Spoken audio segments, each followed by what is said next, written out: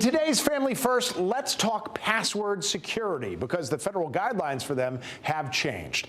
Now, behind me here, we have a wonderfully secure password. It's 12 characters long, and each one of these could be an uppercase letter, lowercase letter, number, or special character. So that's 96 possibilities for each of these 12 characters.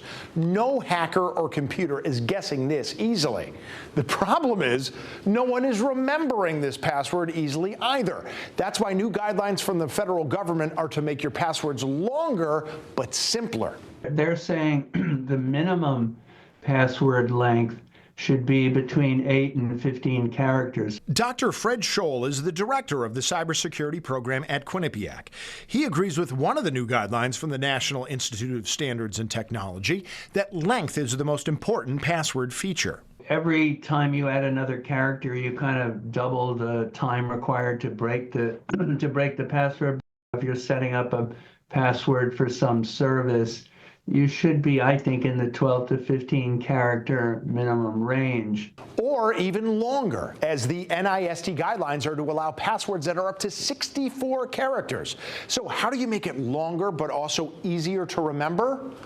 Words. Find 4 or 5 short words that aren't related to you or your family or your username or anything that could be easily guessed by a hacker going through your Facebook page. So, for example, what if you took a street address, like 45, if that's where you live, and then tied that to the song The 12 Days of Christmas? So you get 4 calling birds and 5 golden rings with each word capitalized right here. That's 23 characters long, and yet still probably faster to type than the 12-character one. And it's far more secure even without the special characters. But that brings us to the next problem.